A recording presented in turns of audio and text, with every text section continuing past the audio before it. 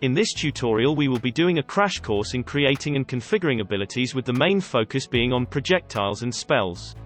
Other ability types like melee combat will be covered in a future tutorial. However, a lot of the options covered here are relevant to every type of ability. This video will cover the creation of a fireball attack and will take you through a deep dive into the core basics of an ability. We will also cover most of the settings available when creating abilities for your projects.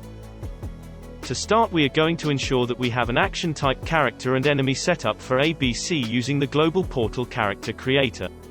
The Global Portal can be accessed by first navigating to Window, then ABC, then Global Portal.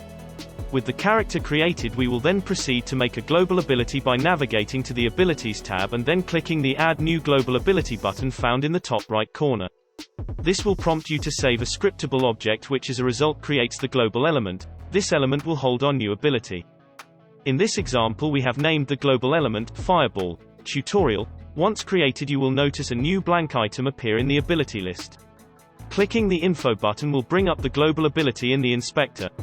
From here we can give the global element an icon, a description and element tags to aid in filtering the global portal in future.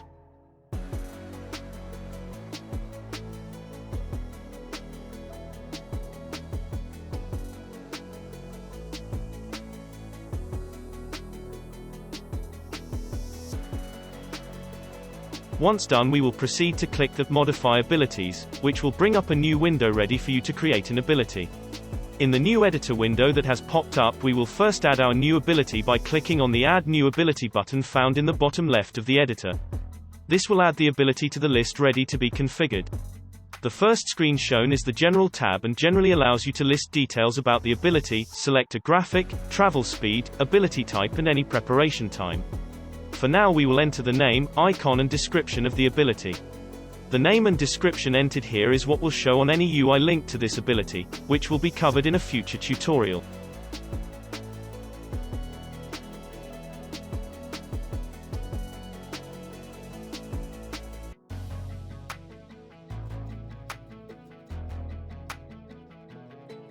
With the ability created, we will now go ahead and add a link to the global ability on our character.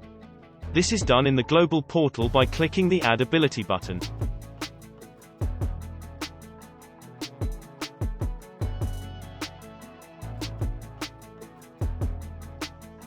If we now load up the character's ability manager from the ABC controller component, you will see that we have successfully linked the new ability. With the ability selected, we can easily go back to configuring it by clicking the Load Global Abilities button found at the top of the screen. This will select the scriptable object, allowing us to then go back to the Modify Ability screen by clicking the corresponding button in the inspector. Now we have the ability screen back open, we will continue to modify the ability. The next step for configuration is choosing a key which will trigger the activation. To do this, we will navigate to the Key Combo tab found to the left of the ability settings. With the trigger type set to key, we will then select a key.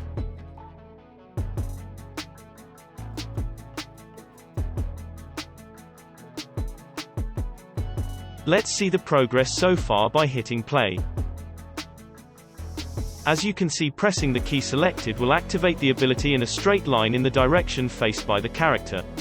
As a graphic has not yet been selected, it will play at default.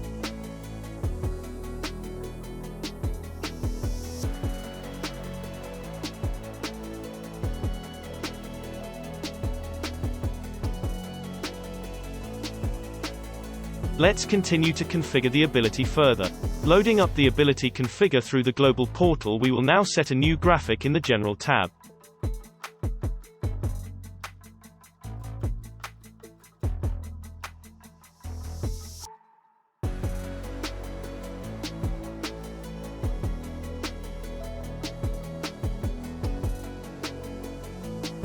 Once added, we have the choice to also scale the graphic to make it appear smaller or bigger.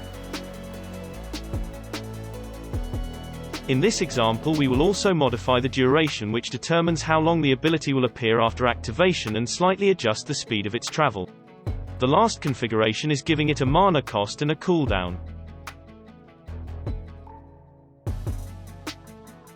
The next step is to give the ability an effect. This effect will determine what will happen once the ability collides with another ABC character. In this case we want to apply damage by adjusting the character's health. More details on effects will be covered in a future tutorial, but for now we are going to link and add a pre-made global effect called Fire. This effect has been set up to apply damage and play an explosion hit effect. You will notice by default the ability was firing from the character's feet. To change this we are going to head over to the Position Travel tab at the top of the settings. The Position Travel settings allows you to determine the characteristics behind the ability travel and the starting position from which it will appear from on initiation. In this circumstance we are going to choose Selected Target from the drop-down. This will make the ability travel towards the current target or soft target. The other options behave in the following way. The self-travel type will apply the ability's effect straight on the character activating the ability, useful for heal or buff type abilities. The to-world travel type will have the ability travel in the direction of the current world target, normally set up to be chosen before the ability is casted. Mouse target travel type will have the ability travel in the direction of the mouse, useful for top-down type games.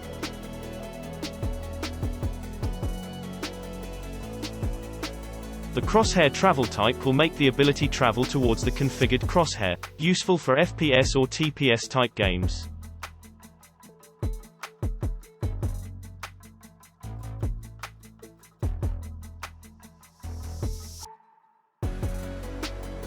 Selecting the nearest tag travel type will let you configure certain Unity or ABC tags which the ability will scout out for and travel towards. The no travel type will have the ability initiate and either through further config stay where it spawns or attach and move with the character that activated it. This can be used for mines or for abilities which surround the character, applying effects when the character itself moves and collides with others. The last main travel type is forward, which was demonstrated earlier, in which the ability will move in a straight line from the position it was spawned in. Once the travel type has been chosen, you will notice different configuration settings appearing below to further modify the characteristics of the travel type. For our selected target example, we are going to make sure that the character activating rotates to the target. There are also options to ensure the ability always activates, which when ticked will have the ability fire in a straight line if no target is selected. If unticked, it won't activate unless a target has been acquired. Ticking the auxiliary soft target ensures the ability will fire towards the soft target if no main target is present. The continuously turn to target if ticked will make the ability always rotate towards the moving enemy, like a homing missile.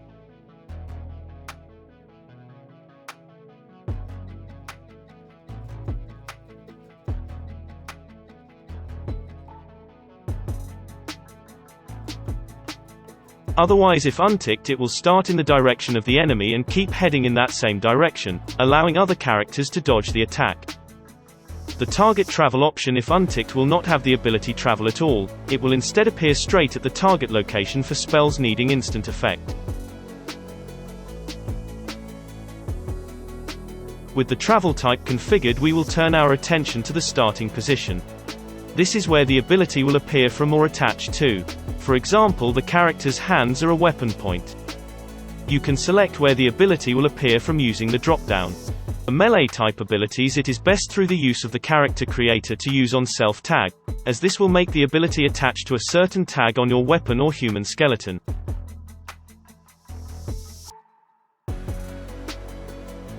It is recommended for spells to use that self option and increasing the Y and forward offset so it appears off the ground in front of the player. You will notice you can also set a rotation here, which combines very well with the seek target delay functionality. Using these two settings together, you can have an ability travel for a configured amount of settings in the rotation it spawns in before changing direction towards the target. If you are unsure about the best configuration for your game type, then you can simply use the Apply Game Type drop-down found towards the left of the ability configuration. Selecting the game type and hitting Update will apply the right settings to cater for your projects. Now we have added a graphic, an effect, set the travel position and configured where the ability should spawn from. We can now press play and see the progress we have made so far. It is now worth noting that if you make any changes to global elements whilst Unity is in play mode, that you will need to click the Refresh ABC button found in most editors. This will apply the changes to the game. This is only needed when the game is running. You can see examples of this being done with the change of the travel speed and graphic scale.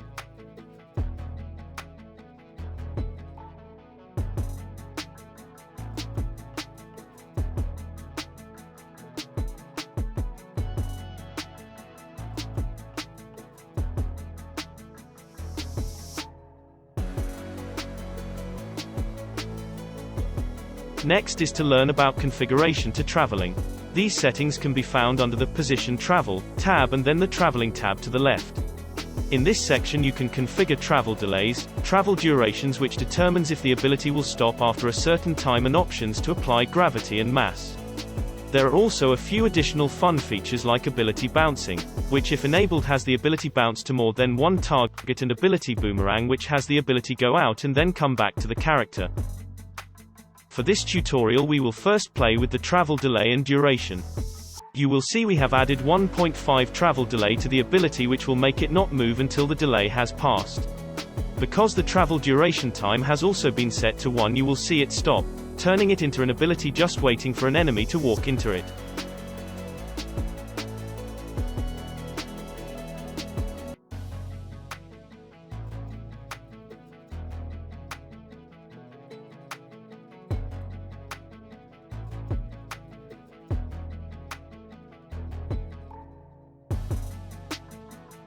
The next demonstration is on the boomerang feature, which shows the ability going out and coming back in after the set delay. This will apply effects to characters hit both there and back again.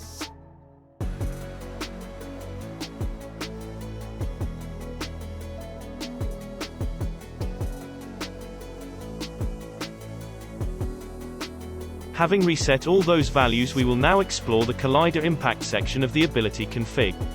This section allows you to set for ABC to place a collider on the graphic which appears in-game. This collider is vital for interacting with environments and applying effects to other characters.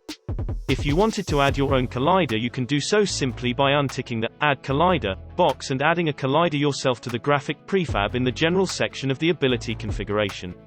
With this tick you can set for the collider to be marked as a trigger or not, and also set its radius and offset from the graphic origin. You can also set for the collider to be added after a time delay or when a key is pressed, useful for remote bomb type abilities.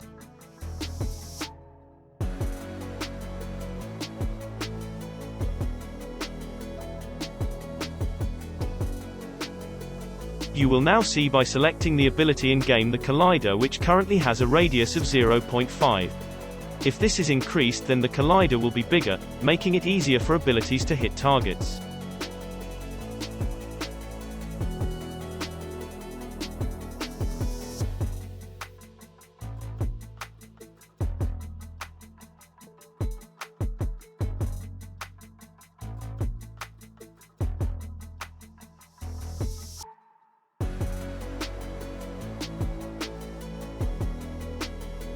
The last section lets you configure if the collision will happen on entry, on exit, or keep colliding, and applying effects with the stay option. The next tab in the collision impact section is the collision settings. This config allows for you to manage how the ability behaves on collision, for example if the ability can hit the activating character or terrain, and if the ability is destroyed or not once a collision occurs. By default, the activation animation on hit is ticked, which will on collision with another character trigger for any of their hit animations, set up in the ABC State Manager component, to play out. This can however be overwritten like shown in this tutorial by selecting a specific animation clip to play when the ability collides.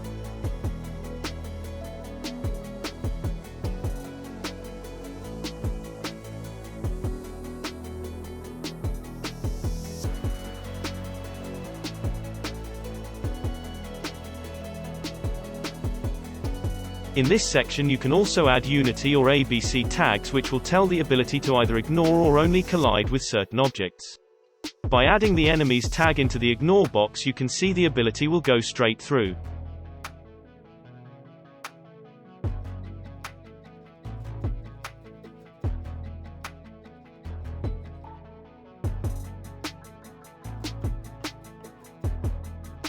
The last few settings in this configuration will determine the condition for when the ability is destroyed after collision.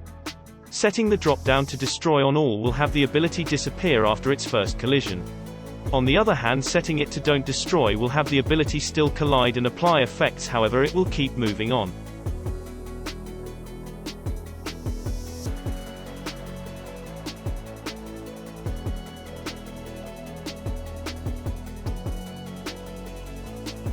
This is useful when used in conjunction with the on-stay collision type, as the ability will remain in game and continue to apply effects until its duration is up.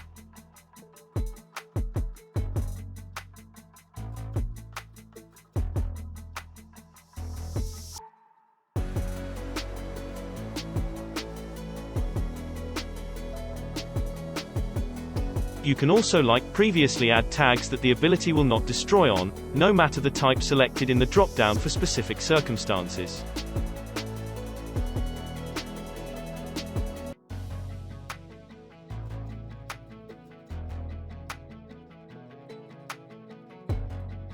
The last tab under Collision Impact deals with impact effects, otherwise known as game juice.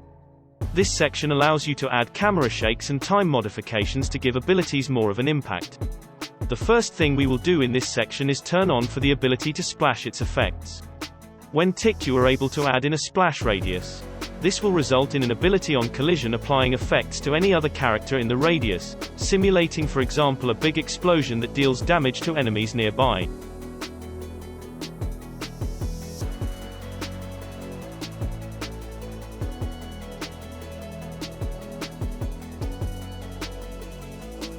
You also have the choice to modify game speed on impact and initiation, slowing down the game and putting emphasis on the activation of an ability and/or the collision.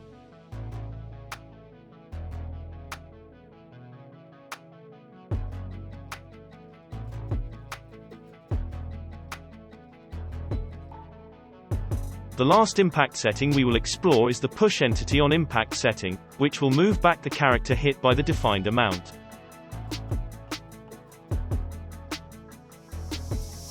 This part of ability configuration is one of our most favorites, and it's very fun to play around and get the most juice out of each ability you create.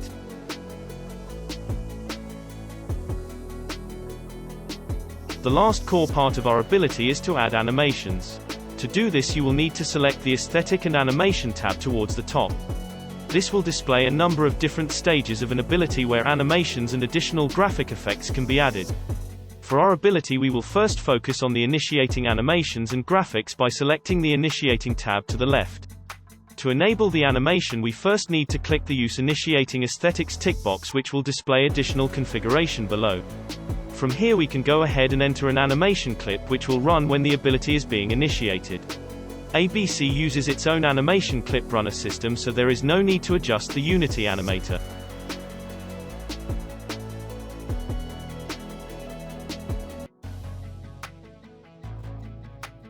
With the clip added, we will add the duration we want to run the animation for and the speed.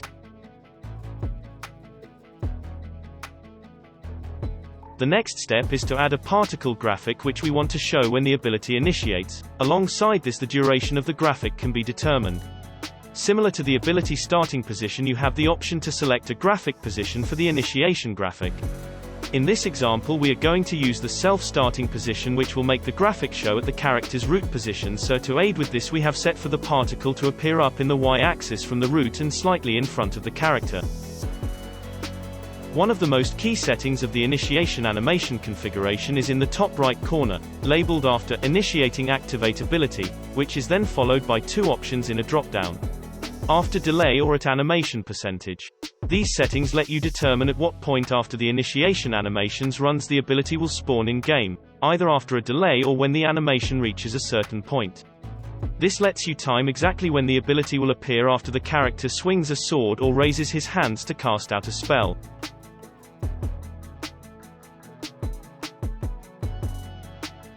In this scenario, for our animation selected, we want the ability to appear roughly 13.8% into the animation, when the hand has been waved across. To cater for this, we will change the drop-down in the top right corner to At Animation Percentage, and then adjust the slider to 14. To finish off this part of the configuration, we are going to tick to restrict movement whilst the ability is initiated. Putting 0 into the duration box will make ABC restrict the movement for the duration of the animation.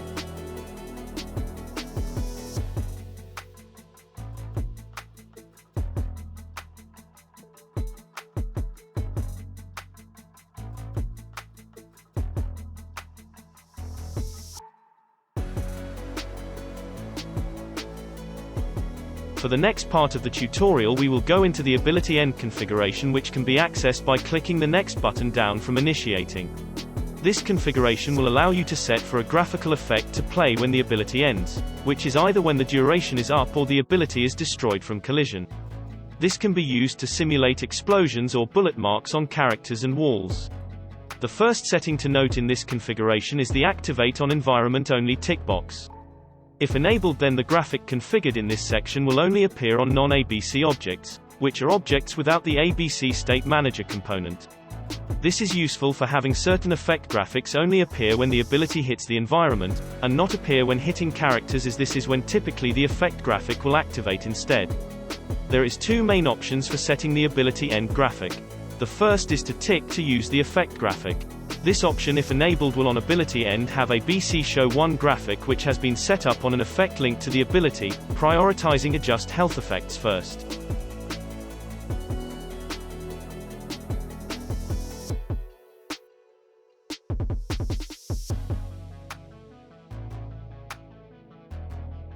The second option is to put in a new particle game object which will play when the ability ends. As you can see by this clip, a frost graphic has been selected which will now show when colliding with the environment.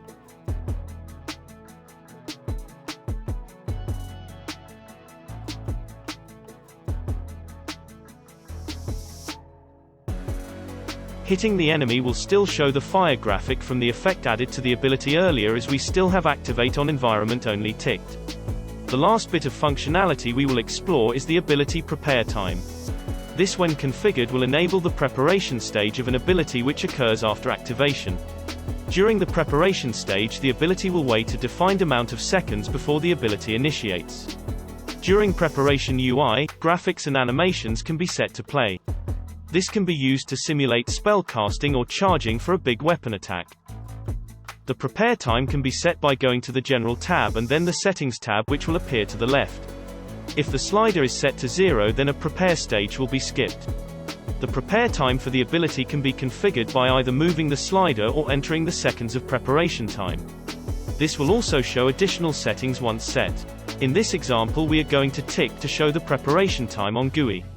Ticking this box will allow ABC to show the progress of the preparation in the slider configured in the ABC controller component. This can be used to show the player a casting bar. With the prepare time set, we will now move back over to the Aesthetic Animations tab and then to the Preparing tab to the left to add graphics and animations which will show when preparing. For this ability, we are going to choose an animation which shows the character getting ready to cast a spell. We will also restrict any movement whilst preparing and also select a graphic object to show for the duration of the ability preparation.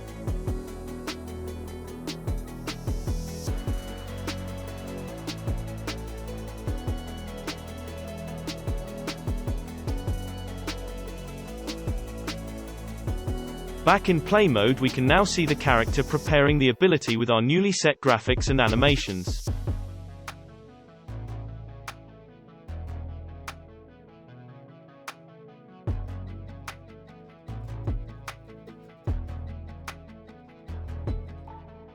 With the core parts of the ability creation covered, we will now go over some logic on how ABC decides which ability to activate in regards to priority. Opening up the character's ability manager, you will see to the left a list of current linked or local abilities. During gameplay, ABC will start from the top of the ability list, checking activation conditions like input triggers, combo logic, mana requirements, targeting filters, and if ability is enabled and not on cooldown. If all the right conditions are met, it will activate the ability, otherwise the next ability in the list will be checked. Abilities in the list can be reordered by pressing the Enable Drag Mode button, giving you the possibility for certain abilities to be checked for conditions as a priority before others. An example of priority is making sure any temporarily enabled abilities like counterattacks from a successful parry sit above your basic attack combo with the same key trigger. To To demonstrate this, we will add a new local ability that sits under the ability we have been configuring in this tutorial. We will then give it the same activation input trigger as our previously made Fireball ability.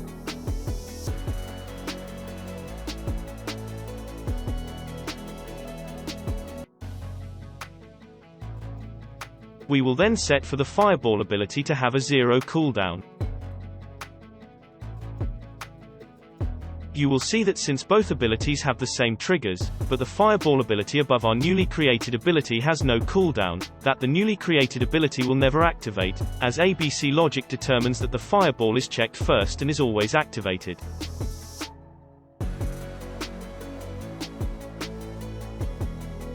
However, if we now disable the Fireball ability, then ABC logic will skip over the Fireball as it can't be activated and instead activate the newly created ability instead, as this is next in the list.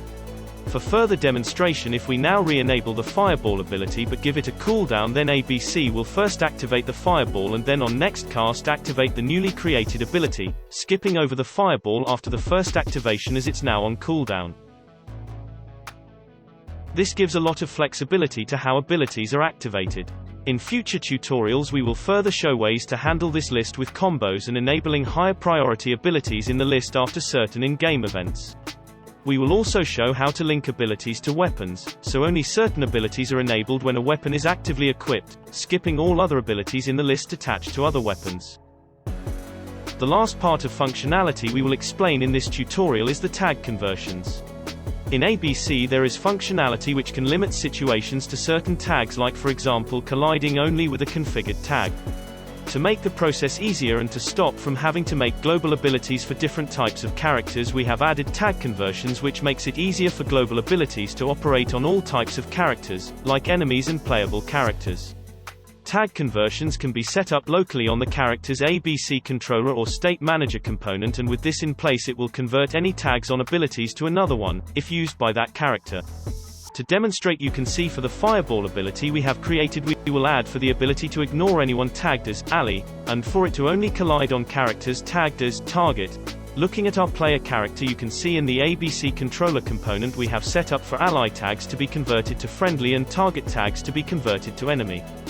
This means during play for this Fireball ability that it will now ignore friendly tags, being converted from ally, and only collide with enemy tags being converted from target.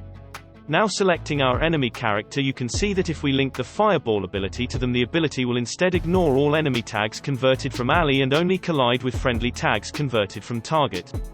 This functionality lets you configure one global ability but have the tags change depending on the entity that is activating it. By default, using the ABC character controller, the target and ally mapping will be automatically set up, and all pre-made global elements that come with ABC have target and ally used in any functionality using tags. It is worth noting that both Unity tags and ABC State Manager tags are checked by ABC when dealing with tag-related functionality. For creating new abilities, we highly recommend making use of the ABC templates found in the global portal by duplicating them, refreshing the unique IDs and then editing them from their base configuration. These templates have been designed to cover different types of abilities you may want to use when creating new abilities. For a recap, the main components behind setting up an ability is as follows. The first core part of an ability is in the General tab, which is where you can provide the name, description and graphic prefab which will appear in game.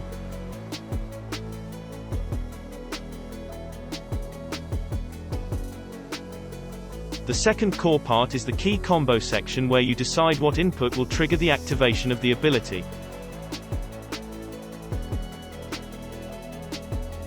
The third core section is the effects, where you can choose what happens when the ability collides with other characters.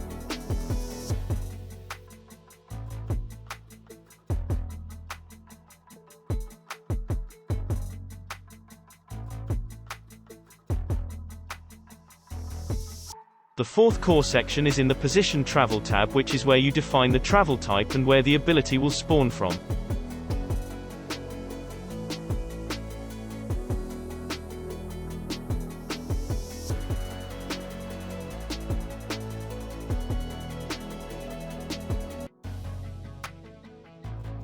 The fifth core section is the Collision Impact tab, where you define the collider size and any juice which occurs on impact.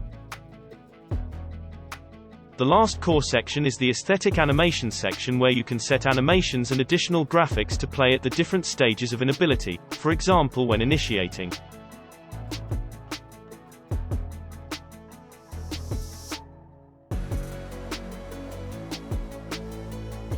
In a nutshell, the minimum configuration we recommend for an ability is the graphics, input trigger, effects, how it travels, where it spawns from, the collider and the animations.